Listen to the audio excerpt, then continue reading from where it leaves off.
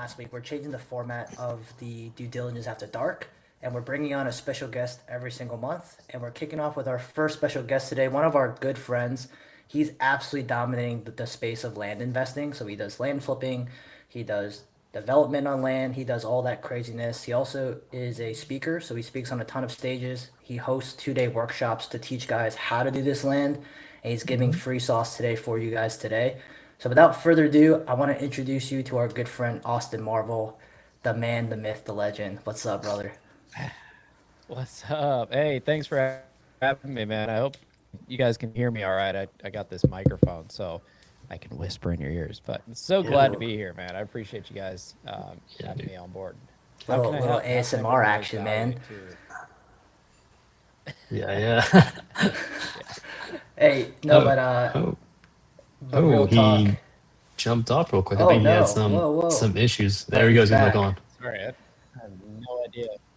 Cool, dude. Austin, kind of introduce yourself, man, and kind of tell Yeah. everybody like what you do and Wait. who you are. I think he's having some tech issues. Yeah. So my name's Austin Marvel. I live. Can you guys not hear me? Oh, we can hear you Wait, now. Yeah, you're you're good. back. Okay. Cool. Yeah, it's weird. I don't know why. Huh. Okay. What's up, guys? My name's Austin Marvel. I travel all over the place. I know these guys from several masterminds that we've been in. I think a lot of us like to filter the room, not just by financials, but like credentials and like paying to play and getting in some rooms that have elevated frequencies. So we've been in a lot of rooms that are pretty filtered.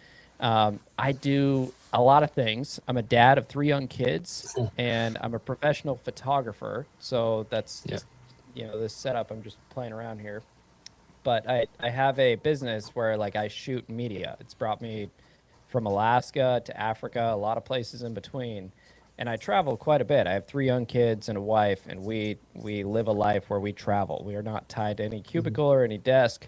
All of our businesses basically are lifestyle businesses. They allow us to live a life and then support it. Big fan of creative finance. I bought a lot of real estate with creative finance. I own some residential cash flowing properties, and that relieves a lot of financial pressure. And then also, I have a land business that we leverage AI. I think you guys have due diligence after dark, which I love because my Yeah. 3 young kids, they're little kids. So when I get them to bed, that's when I go do all my due diligence. So I set all the stuff for night so that I wake up to my progress. So I think a lot of the people in our circle are kind of doing the same thing. They start a real estate business on the side Hmm. in hopes of like having that take over their full time thing. So Yeah, yeah, yeah. I wish I would have started earlier, but I'm really glad I started when I did. Right, right. Dude, yeah, that's crazy, man. Having 3 kids, running multiple businesses, that could be pretty challenging, right? So like, how do you kind of like balance all that stuff out? Yeah. Yeah, good question.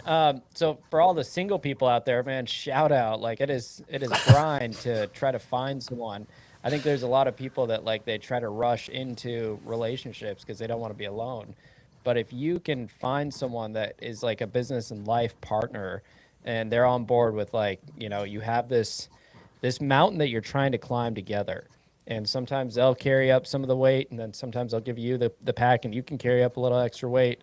Having a foundation that's really strong with a partner, like a life partner, versus just a chick or a guy that, nowadays, foundations are pretty shaky for a lot of relationships.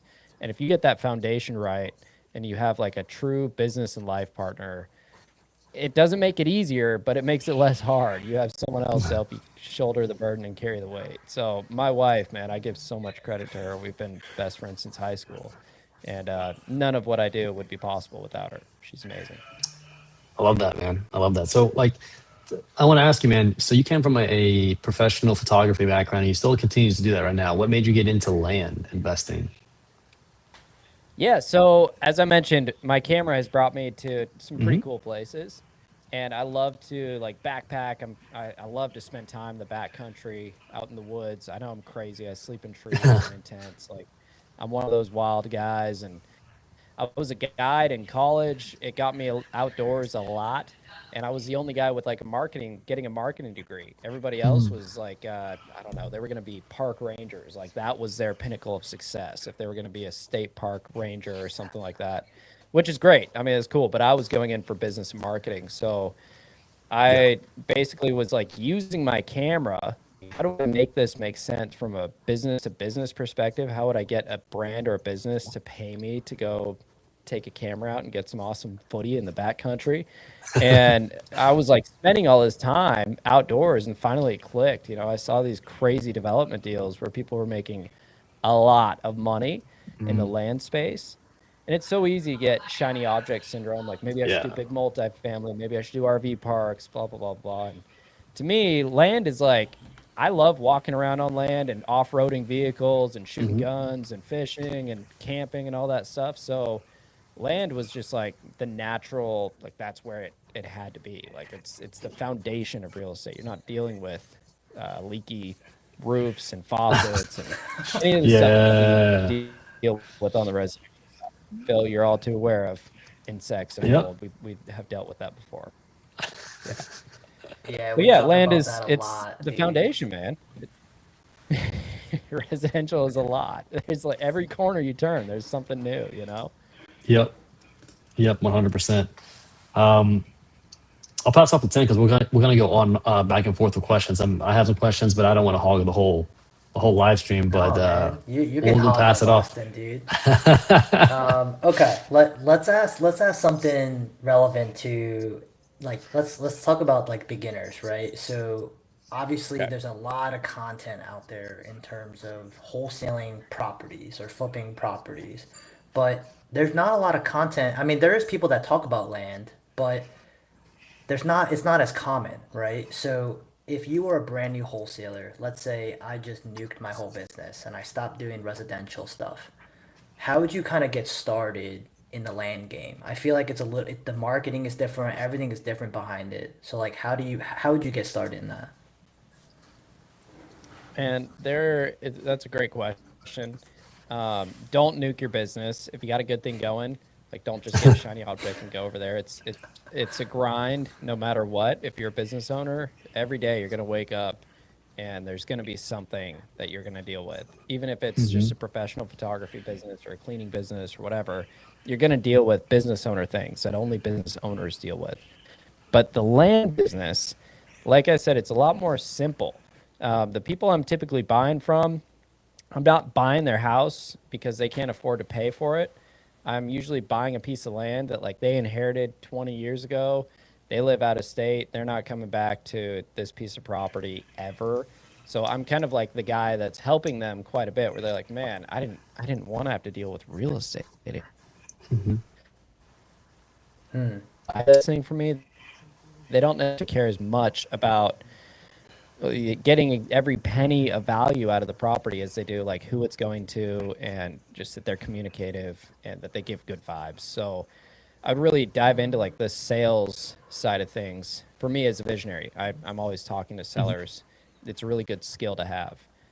So I'd look at like what kind of skills can I get in this land business, and you guys both know, you know, the cheat code to this business is butt up next to somebody who's like already doing the thing and see if you can kind of catch some notes and try to take action side by side and benefit them. So there is more and more of a like community of go-givers, of people that are, you know, doing land and have land businesses where they're doing flips and development. I would just, you know, be careful consuming too much content and information. Just go take action. You know? There's plenty of deals to be had on the MLS. I'm offering on one right after this call. It's a big subdivide that I found on market. It's on Zillow.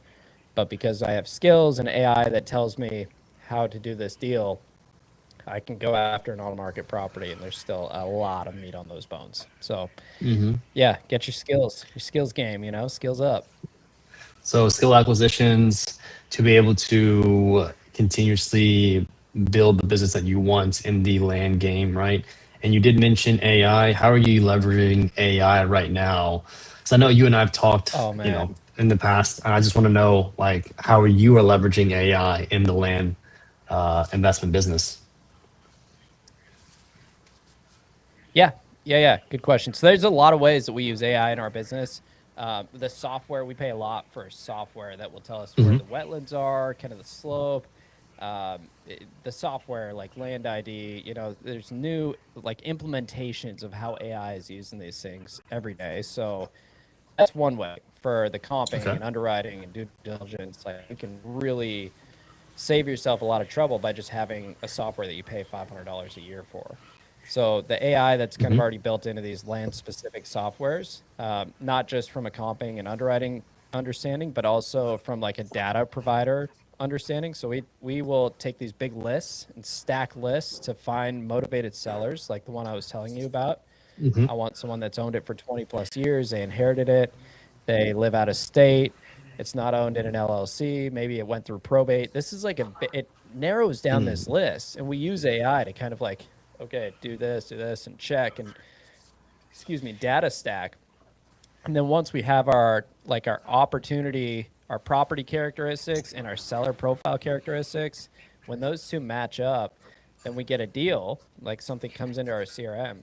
Then we have an AI underwriter that's basically an agent we created to like use my brain, use my partner's brain to access properties with these softwares. It has like backend with the API to go use these softwares to underwrite these deals, and it's insane. That is just a start. So we also use AI, conversational AI, to talk to the sellers, conversational AI to like nurture and text our sellers. So we're just getting started, but yeah, we use AI quite a bit in our business. Instead of using VAs, it's like let's get Right. really good at using AI versus having to manage a bunch of people and their sleep schedules. Do you happen to know what just a quick answer, like how much do you pay for software, the technology stack in your business per year? It's like a mid-level mediary question, Yeah. roughly. So you can totally do this for free. You can use Google Sheets. The G Suite is amazing, but I think all together, like you get what you pay for, and we have more time than we ever have. But over the last 3 years, we've had very minimal time with little kids, so we pay, I think per year, we're probably at like $1,000 a month for our tech stack. So it comes out to about 12,000. Once you get the CRM, open phone, like all these different things that are added in, but I think about 12,000 a year, like $1,000 a month for like really good software that does everything, really good AI. But if I were doing this thing bare bones, I could probably get Yeah. away with $200 a month. If Is you that could really really, just like if you knew what is you were that doing. just like the data side of it, or like what's the bulk of your cost if you're spending 200 to 300 a month? Yeah, if you're spending 200 to 300 a month, I mean, one of the biggest things is having like a really solid CRM. A lot of companies that are doing marketing for you, they'll provide the CRM. There's one called Pebble. That's not bad if you're getting started. I Yep. think that one's probably a little bit more expensive, $500 or $600 a month. But when you get to data, I mean, you're paying on a per record basis. So if I'm going to do a campaign, 10,000 mailers, I know I'm going to spend like 75 cents a mailer. So that's a pretty expensive campaign. But from a tech stack perspective, Land ID is like, if you're going to get into this, you should be using Land ID. There's some other versions that are like cheaper or even free. You can use GIS, but Land ID is like the go-to where it's just a one-stop shop. And then the other thing is having a really solid CRM. Everything else, I mean, you can get away with using your personal number. You can get away with managing it all on Google Sheets. When it comes to pulling data, I really like using the land portal. Price is okay, but they're like subsidiaries of DataTree to basically do that data stacking that I was talking about. Okay. Interesting. That's interesting. Okay, so you kind of talked about direct mail. Um, Obviously, real estate, single family is one, I think, super more competitive than land. That's number one, right? Everyone is trying to play in the real estate game, but not many people are playing in the land game. And I know a lot of people cold call, a lot of people text for single family properties, but what are like the number one marketing channels that you find successful with land wholesaling? So I really like mail because usually there's a couple different ways you can mail, but usually you're sending out blind offers or even range offers. So by the time a person comes into your funnel, they are already willing to pay, like they'll play ball in that range that you sent them, or they'll accept that offer that you sent them, or at least they're pretty close. I love mail for that reason. But I don't like how it's like a 0.02% response rate because you're lowballing 10,000 people. You might only get 10 leads out of that. It all ends up on the phone anyways. So I really like the channels of like text and cold call. We pay, I think, $6,000 a month to have our guys cold call these lists for us. It's expensive, but you know, you get 2 or 3 good deals extracted out of that. And a lot of times, the cool part about that is that a lot of times, like I'm building this CRM right now. I have about 365 opportunities in this CRM. So I could reach out to a different seller every day, and that could be my KPI. Just have one conversation with a seller every day. And a lot of times it takes 10 to 12 touches to like, hey, you know, what's up, Bob? I know we were talking about that 10-acre property you got. Is that something that's going to happen this year or not? And you get a little bit of rapport, and they're like, I remember you, man. It's been a while. How are you? And it really is a relationship business in that regard. Like, you're not necessarily lowballing people. You're checking in on them and seeing if your like solution is also going to match with their problem. Like, can you provide the solution that they need? A lot of times the answer is no. But after that 5, 10, 15 calls, eventually that answer is going to be yes. So every time they say no, you move them into reach back out in 12 months or 6 months or 3 months. And that part is a little bit of a grind, but that's if you're going to work more than 4 hours a day on your wholesale business. You really should keep it to like 2 or 3 hours and then go live your life. Otherwise, you're just going to be in a cave all day, Golly. pissed off because Jeez. people are telling you no. That's kind of nice. You know 2 what to I 3 mean. hours a week. You know what I mean. Yeah. Man. Okay. No, interesting. What do you got? So, yeah, I was going to ask, like, just like as a beginner looking in, and then as an intermediary person that's been doing this for a while, as a beginner, like, how long does it normally take to get your first deal?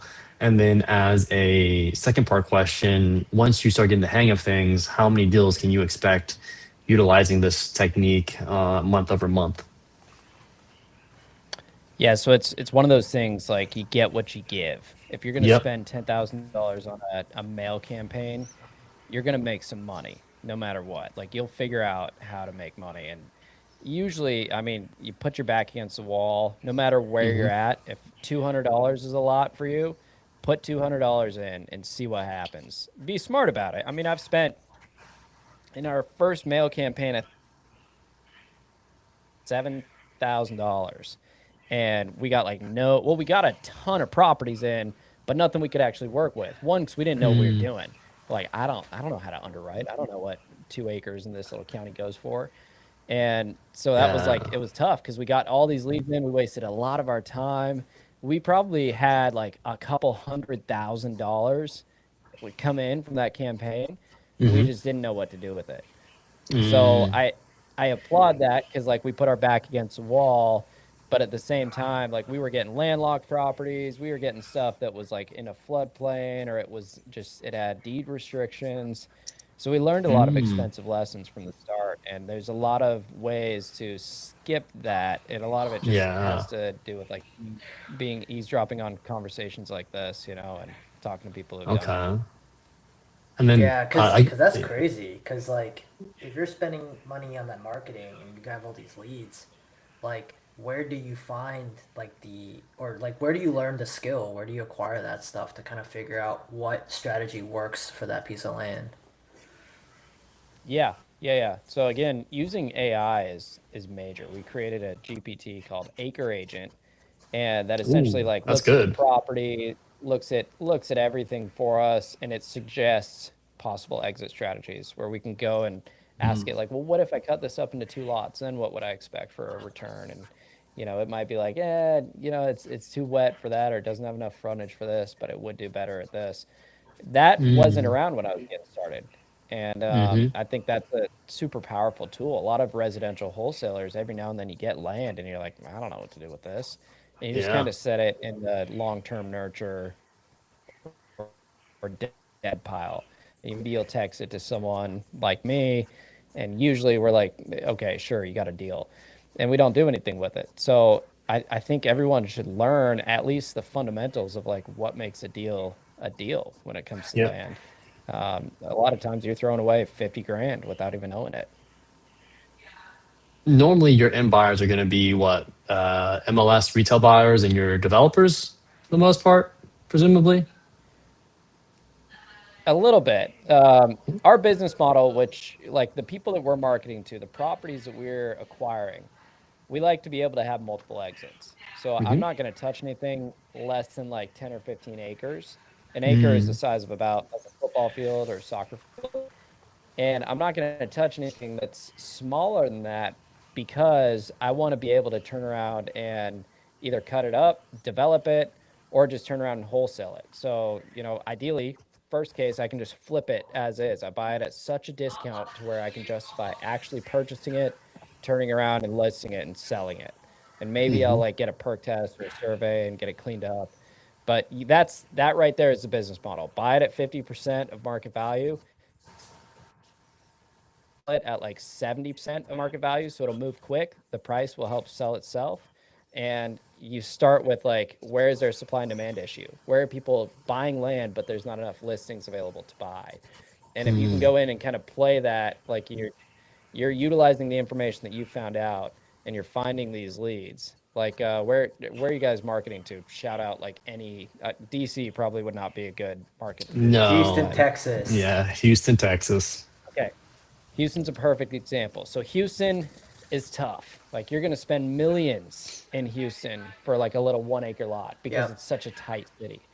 But what people want is a little bit of elbow room. So you go up past the Woodlands, Lake Conroe, like you go north of Houston, and then all of a sudden it becomes a little bit more realistic to find people who own property. So I would go on like Zillow, I would look at just land listings that are just for sale by owner. I would look at everything that has had like 3 price reductions and maybe expireds, and I would make a list and start contacting those. To go a little bit further, I would probably go with like at least 5 acres, at least 10 acres.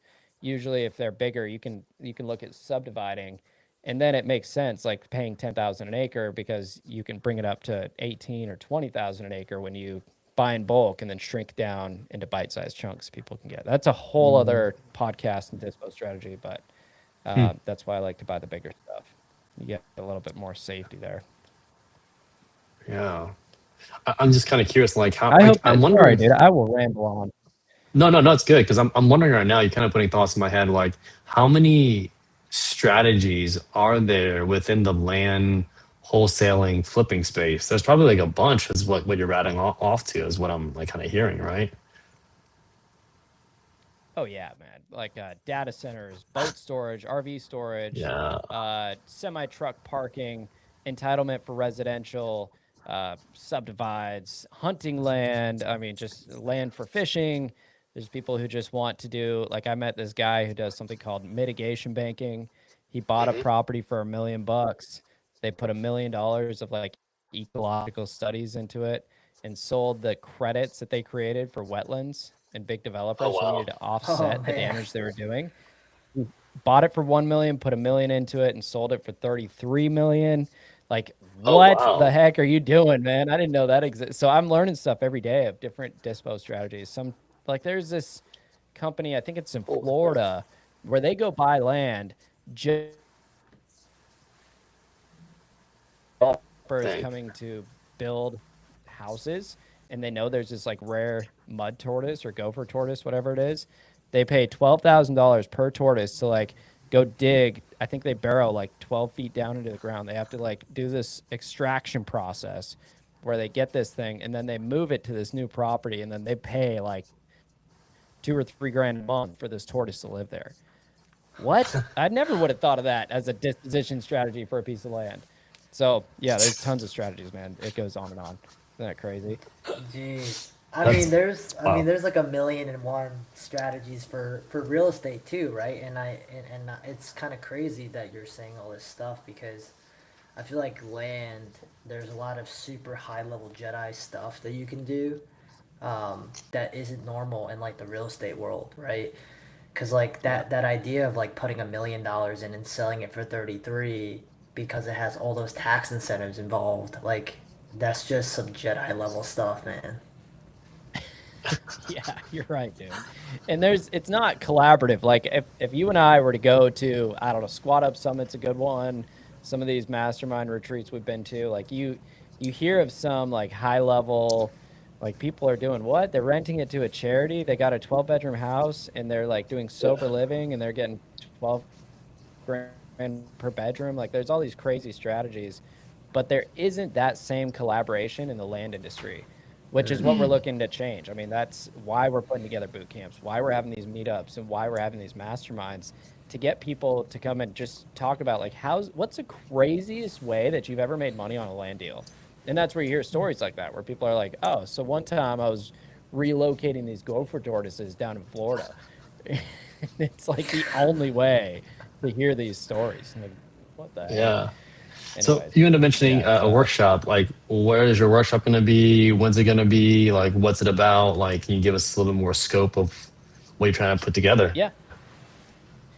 Yeah, so one that I'm most excited about, I don't know if it says we're live, but if this goes out to your community, like we've got one Yeah. that's coming up. It's April, I think it's 14th or 15th. I'd have to check, Okay. but it's in April and it's at my friend Jerry Norton's farm in Tennessee, and he's going to be kind of co-hosting it with a couple of others that are coming to speak, and it's all centered around like investing in land but using AI and how AI is Mm. used in the industry. So we'll get a lot of good subject matter experts there in both the land space and the AI space. So Mhm. essentially, like the person that it's mainly set up to serve is the guy like me who's like, I need more people to collaborate with in this industry. Mm. But there's going to be probably 10 to 15 seats that will open, and we'll add an extra day, like before the event, and maybe like a little session after the event to where people can come show up and they will basically leave with like a business in a box. They've got a one-stop shop marketing solution with like their CRM, their underwriter, their whole team, and it's a financial commitment and a filter to get in, but you leave with a substantial business and a marketing plan where you're actually like pushing the button, and you leave with Oh. like calls going out and actual deals coming into the CRM. So Oh I'm man. excited about that, man. I've been working on it for 18 months and I've Oh, had wow. friends, we probably have some mutual friends who have like, they've had these events and people are like, yeah, I didn't really get an ROI there. And that I've had nightmares about that.